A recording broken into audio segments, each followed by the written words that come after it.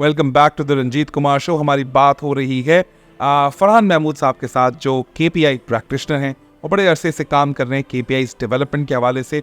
और इनका मानना ये है कि अगर आप सही तरीके से KPI के अंदर जो कीवर्ड है उसको इस्तेमाल करना सीख गए तो आपको ग्रो करने से कोई नहीं रोक सकता।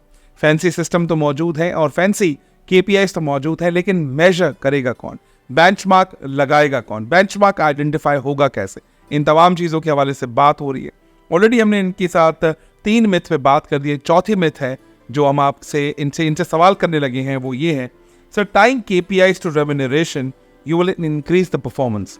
Do you think, is it a myth or a positive thing? Well, I would say it is a myth. हम समझते हैं कि सैलरी इंक्रीज़ करके परफॉर्मेंस इंक्रीज़ हो जाएगी। आई थिंक वो बहुत एक टेम्प्ररी पैच होता है, थोड़ा सा वक्तन एक आदमी शायद कर रहा होता है, लेकिन वो इंडिविजुअल की ग्रो हो रही होती है, ऑर्गेनाइजेशन की परफॉर्मेंस नहीं ग्रो कर रही होती है। तो आई थिंक परफॉर्मेंस के इंडिकेटर्स को सही करने से ऑटोमेटिकली उस इंडिविजुअल की रिम्यूनरेशन अच्छी हो सकती है। तो let's take it the other way around rather than starting from the remuneration and bringing to the performance. Absolutely. ऐसा भी तो हो सकता है ना, अगर मैं इंडिविजुअल को KPIs के पीछे लगा दूँ, KPIs को परफॉर्म करने पे लगा दूँ, तो डिपार्टमेंटल ग्रोथ होगी, डिपार्टमेंट के बाद ऑर्गेनाइजेशन की ग्रोथ होगी। तो इसमें बुरा क्या है? ऐसा होना चाहिए। I think, what do you think about it? मैं कहूँगा कि सेल्स में टारगेट दिया जाता है और एक चीज़ ओपनली हम कहते हैं डंपिंग हो जाती है। डंपिंग हो जाती है तो कर लें, अगले महीने नहीं सेल्स आएगी, नहीं आएगी, ठीक है। इसी तरह कभी कभी प्रोडक्शन में आप बहुत ज़्यादा स्ट्रेच कर देते हैं, उसके बाद नहीं होता। तो आई वुड स्टिल से एक regular feature of performance matrix हो, उस पर चलें, लॉन्ग टर्म ग्रोथ उसी से आएगी। लॉन्ग टर्म उससे ग्रोथ आएगी। और आप समझते हैं कि KPI is a tool which helps organization to have a long-term growth rather than short-term. Sustainable growth year by year is the name of the name of the performance. My 5th question from you is, the most KPIs you establish, the better.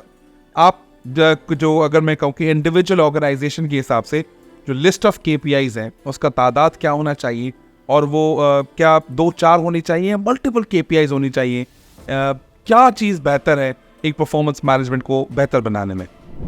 लेकिन KPI framework में बहुत important है कि एक individual की KPIs नहीं होते। It has to be first, it starts the strategy starts from the top, then it comes to the each department KPIs and then it cascades to individual KPIs।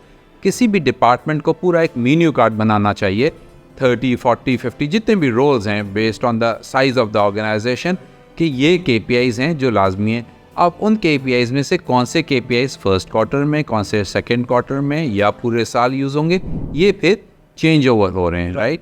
But saying कि this is my and that is yours is not a KPI framework.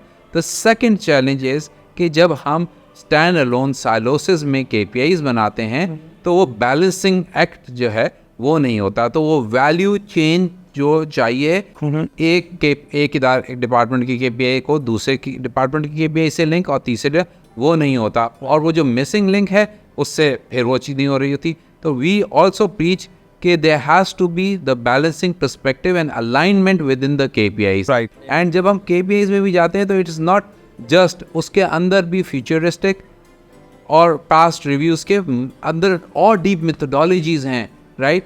So process के अपनी मेथोडोलॉजीज़ हैं, qualitative quantitative की अपनी मेथोडोलॉजीज़ हैं, और वो हमारे मार्केट में लोगों को नहीं पता होता। जब तक हम डीप डाइव परफॉर्मेंस इंडिकेटर्स को नहीं करें और वो मेन्यू कार्ड पूरा ना बनाए, we are not successful. Absolutely, yes, amazing. इस पे आपने एक टर्मिनोलॉजी यूज़ किया, balancing of perspective. What do you mean by this? ये ऑर्गेनाइजेशन में डिपार्टमेंट को क्यों करनी चाहिए, और KPIs बनाते वक्त इसका फ़ायदा क्या होगा जब हम बैलेंसिंग ऑफ करेंगे? देखें, मैं एक मिसाल दूंगा। एक डिपार्टमेंट है जिसका रॉ मटेरियल से ताल्लुक़ है, और एक दो डिपार्टमेंट है एक का प्रोडक्शन से ताल्लुक़ है। अब इन दोनों के KPIs, एक ने रॉ मटेरियल देना है, एक ने प्रोड्यूस करना है। अगर रॉ मटेरियल का मेजर टू डिलीवर डेट और जो भी चीज़ें हैं वो, और प्रोडक्शन के चैलेंजेस अलाइन हैं, तो ये चीज़ एक बैलेंसिंग होगी, उसमें टाइम वेस्ट नहीं होगा।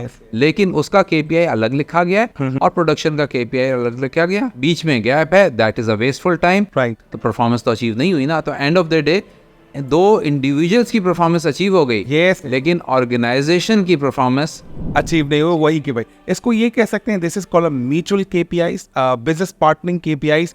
फॉर एग्जांपल मैं टेक्सटाइल का थोड़ा एग्जांपल लूँ, जहाँ से रॉ मटेरियल खरीदा गया, ग्रेड डिपार्टमेंट, फिर उसके बाद store department, supply chain, procurement, उसके बाद प्रोडक्शन से पहले जो आते हैं स्टिचिंग, कटिंग, इस तरह के तमाम डिपार्टमेंट्स आते हैं। तो क्या आप ये चाहते हैं इन तमाम डिपार्टमेंट की म्यूचुअल केपीआईज बनाई जाए, उसको बैलेंसिंग ऑफ कह रहे हैं, या it is something else that you want to discuss about it? सब डिपार्टमेंट्स की अलग अलग केपीआईज बनेंगी, उसके बाद कलेक्टिवली बैठेंगे Yes. और उनको बैलेंस करके अलाइनमेंट कर अलाइनमेंट करके कौन सी केपीआई मेरी तुम पे डिपेंडेंट है और कौन सी केपीआई आपकी मेरे पे डिपेंडेंट है। मतलब वो कस्टमर डिलाइट वाला रोल है बेसिकली। अगर फॉर एग्जांपल आप यूँ समझ लें कि आप क्वालिटी डिपार्टमेंट है और मैं कटिंग डिपार्टमेंट हूँ, right?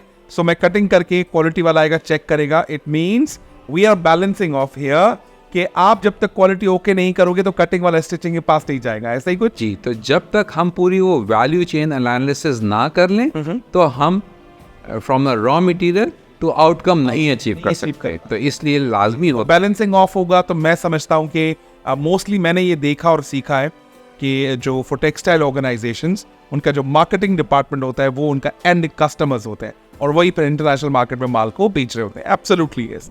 My next question from you is, are all performances measures are KPIs? How it is a myth?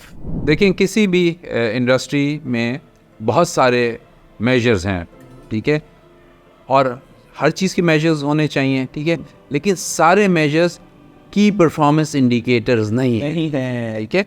तो ज़रूर आप वो छोटी छोटी चीज़ों को मेजर करें, लेकिन वो चीज़ें जो बिगर पिक्चर ग्रोथ की तरफ लेकर जा रही हैं, मार्केट कम्पिटिटिव की जाए, वो आपके KPIs हैं, because end of the day वो आपको फ्रूट देंगे, not the transactional measures. Absolutely. लेकिन मैंने देखा है बहुत सी ऑर्गेनाइजेशन में हम जाते हैं एज अ कंसल्टेंट रोल और वो कहते हैं हमने KPIs बनाए हुए हैं, but most of the KPIs are just performance measures, metrics, numbers.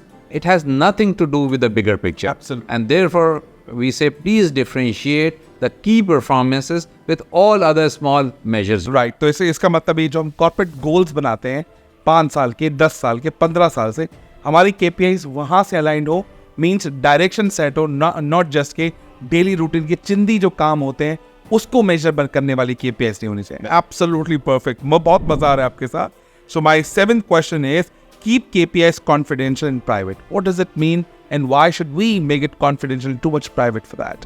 Again, ये एक मिथ है कि जी KPIs बनाए और उसको फाइल करके कॉन्फिडेंशियल रखें। I think no. The successful organization keep it very transparent. और rather KPIs बनाते वक्त उन सारे लोगों को, उन स्टेक होल्डर्स को, एम्प्लॉयज़ को, लीडरशिप को इंगेज करें। Yes. आपकी सक्सेस इसी में है कि सबको उस सारे फ्रेमवर्क की अंडरस्टैंडिंग डेप्थ में है, they deep dive into it and they will be successful. लेकिन वो इदारे जो परफॉर्मेंस मैनेजमेंट सिस्टम में लोग, बहुत सी कंपनी है वो अपने ऑब्जेक्टिव स्मार्ट गोल्स बनाती हैं, फाइल में सेव करके कॉन्फिडेंशियल रख देती हैं और साल के एंड में होती हैं। They are not able to achieve performance, right? So KPIs is a completely a transparent thing and therefore we are saying कि जब आपने मेन्यू कार्ड बना लिया, साल के बीच में, क्वार्टर में अगर चेंज भी करना पड़ा तो yes please do it. Yes, do it. That is the success of KPI is not just आपने बना लिया उसको कभी चेंज नहीं कर सकते। KPI has to change as the market dynamics are changing, right? Absolutely yes. Or the last question from my side is, revenue is the most important thing to measure in the organization. What do you think about it? I would say yes, it is. But revenue is the byproduct of all those activities, all those things, all those productions which we have done.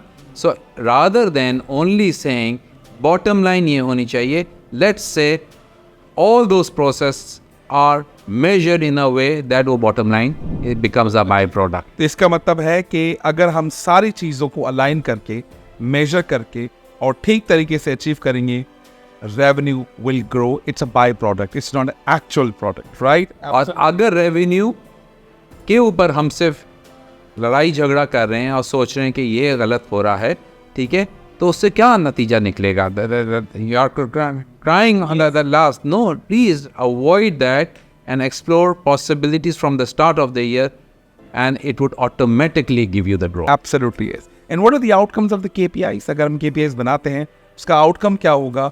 Mostly the HR is a custodian of KPIs, which is not actually. What are the outcomes of KPIs in the perspective of N-1, director, CEOs, and the set of the organization? I think HR can only be a facilitator, Right. right?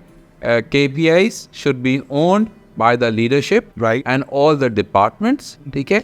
Or the best outcome of performance frameworks, I would say globally, right, is the business returns, the growth, the competitive factors, the market share. Right. तो अगर हम उस strategic ही से align रखें KPIs को, I think organization are there to grow and keep growing. Absolutely. And that would lead to the successful organization, which I would say all the global organization are, which are on KPI frameworks, are successful. And in my literally last question from you is, what do you mean by smart KPIs? And do you still believe in smart concept or something else? Last question from my side. I would say it could be smart, it could be not smart. If it is giving you business results, Right. it is a smart, right? But if it is just a name, then it is not smart. Absolutely. Yes. Thank you very much, Farhan साहब. आपके साथ बहुत अच्छा लगा. And especially the energy that you have shown in one of the most dry subject is the KPI. उसमें मैं समझता हूँ कि जितने भी स्टूडेंट आपको सुनेंगे और जितनी कंपनीज सुनेंगी, बिकॉज मैंने आपका हाई प्रायोरिटी पे जो है ना वो प्रोग्राम रखा है कि बहुत जल्द तैयार हो क्या है. मैं आपको इसकी पूरी वीडियो आपको दूंगा, आप लोगों से शेयर करें. मैं समझता हूँ कि बीइंग अ KPI प्रैक्टिशनर, आप और आपकी वजह से मैं भी KPI प्रैक्टिशनर बना, और हमारी जिम्मेदारी बनती है कि हम सही तरह का इल्म नीचे लेकर जाएं. और आपकी इस मेहरबानी, मतलब मैं आपका बहुत शुक्रिया अदा करता हूँ इस हवाले से, बिकॉज इससे पहले जो मैं KPI को समझता था वो कुछ और था. 360 नहीं 720 डिग्री मेरा पर्सपेक्टिव चेंज हुआ है इस KPI को समझने में. जो मैं VFA एनालिसिस इस्तेमाल करता था वो भी मेरा चेंज हुआ है, एंड थैंक्स टू रेलुका जिसने मुझे पूरा कोर्स समझाया पढ़ाया. Once again thanks to you. Any last message for all audience who wants to grow, who wants to understand the KPI psyche in the future? आप उनको क्या मैसेज देंगे? Then we wind up the show. I think overall, all the fraternity, and especially the HR fraternity, I think we all need to focus how KPI frameworks can truly be implemented in order to help organizations grow. Because अगर organizations grow करेंगी तो employment grow करेगी, and employment grow करेगी तो overall माशरे में बेहतरी आती है. And I would say let's all collectively help organisations grow for the sake of countries growth and sustainability. Thank you very much Farhan साहब. बहुत अच्छा लगा आपसे मिलके. मजीद आपसे इंशाल्लाह जब नया कोर्स आप लॉन्च करेंगे आपको इसी प्लेटफॉर्म पे लेकर आएंगे और दुनिया भर को मैसेज देंगे. KPI is the only tool which guarantees your a transparent performance within the organization. Thank you very much. God bless you. Stay connected. Thank you.